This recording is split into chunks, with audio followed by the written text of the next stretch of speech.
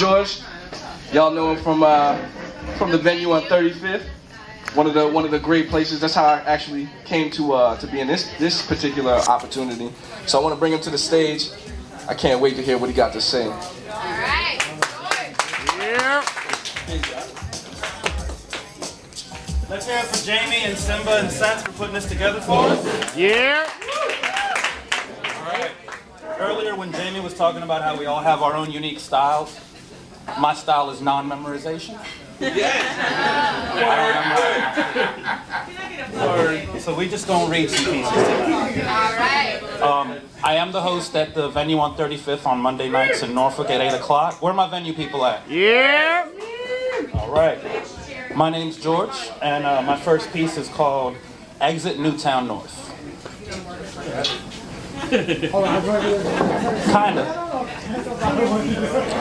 Exit Newtown North.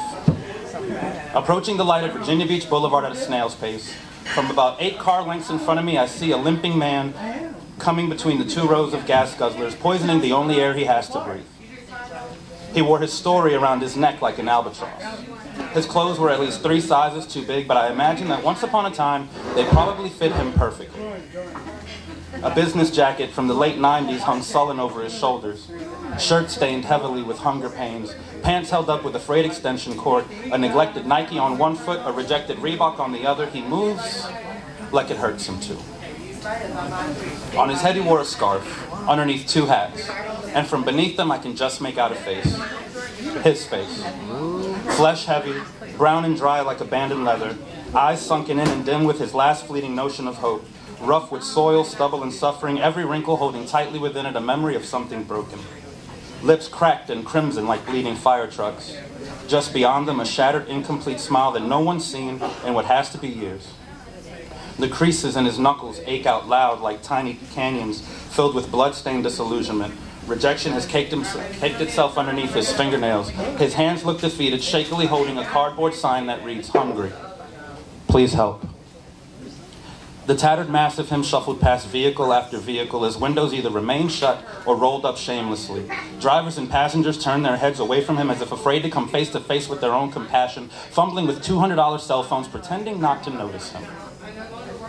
The man in the BMW in front of me shooed him away like he was an insect he's allergic to, as though homelessness is contagious. God forbid the stench of hunger phantom past your greedy nostrils. Heaven help you if you reach into your $50 wallet for a $5 bill. Wouldn't want to get a homeless stain on that precious midnight blue Beamer of yours now, would you? You know it doesn't come out. You thoughtless waste of human life. As I'm thinking this, I roll my window down just in time to hear the homeless man say to him, "God bless you." I hand him $3.67, everything I had, and when my hand met his, I recognized him. He looked like my father. He looked like my brother. He looked like my nephew, my cousin, my roommate. He looked like my friend. He looked like a mailman, like a doctor, like a lawyer. He looked like a cop, like a store clerk. He looked like a firefighter. He looked like a soldier. He looked like a sailor, a marine, like a hero. He looked like God. He looked like a mechanic, like a city worker, like a carpenter. He looked like a mason, a plumber, like an electrician. He looked like a preacher, a monk, a deacon. He looked like someone's father, someone's husband, someone's son. He looked like you. He looked like me. Yeah.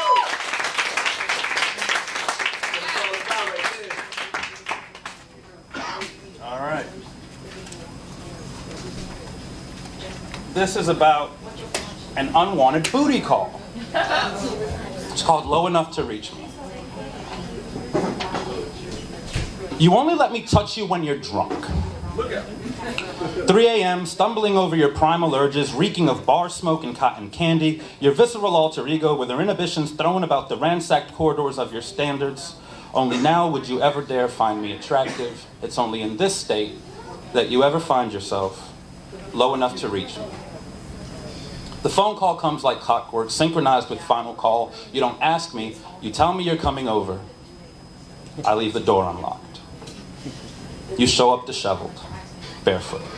high heels dangling in your clumsy grip, hair a far cry from how it looked in the picture you sent just hours earlier, mascara forming tear tracks beneath your eyes, alive with adrenaline and alcohol, bitterly beautiful, face flushed with shamelessness, your mouth feeds me flavors that describe what your night was like. A caustic cocktail of vodka, frustration, cherry Jolly Ranchers, sin, and sorrow. You're just as intoxicating as you are intoxicated. You hold me long, squeeze me tight, caress me like a lover. You even say you missed me, but you never greet me like this sober. Presumptuous and pretty, you know I won't resist you. That's my fault. I never gave you any reason to think otherwise, rationalizing it for myself, saying, well, she doesn't have to call me.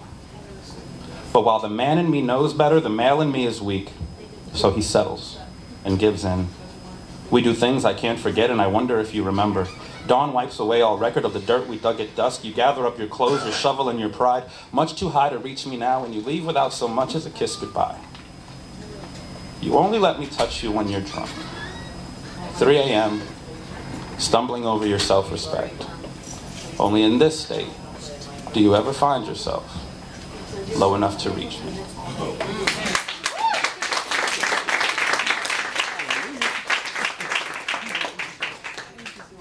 Who enjoys going to the dentist?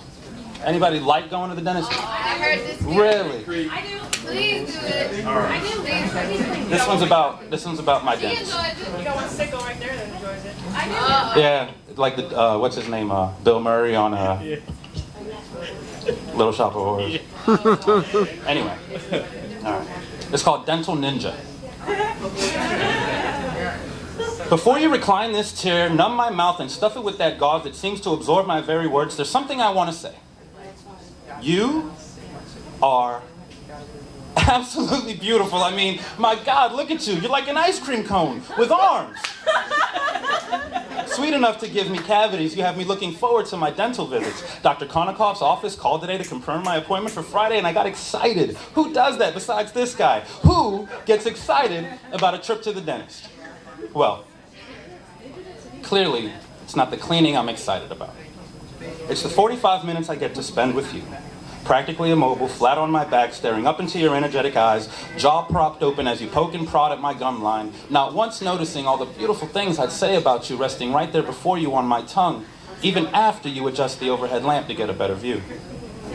Your voice sings me sonnets of proper dental hygiene, with your face hidden behind a surgical mask like some sort of sexy dental ninja, wielding toothbrush katanas and fluoride throwing stars, judo chop the gingivitis, finger tiger punching the plaque. You magnificent mouthwash warrior, cavity creeps are no match for you.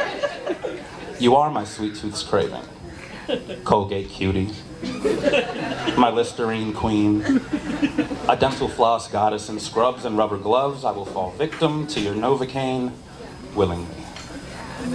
I get butterflies every time I step into your office, but not for the same reasons that most patients do in the waiting room. You see these flutters in my stomach? Well, they belong to you. So while all you hear is what I'm really saying is, I like you. A lot. Enough to make me come out of pocket for that one extra visit a year that my insurance won't cover. If only you knew how many times you polished the very smile you helped create. And it may sound inappropriate, but I'm just dying to sink my teeth into you. Leave bite marks on your heart and more than just my dental records on your mind, and I am not just flapping my gums here, dear, I assure you. See, I know I don't know much about you, but my molars hold enough wisdom to know that you're something special. And I can no longer settle for just scheduling my next appointment. Thank you.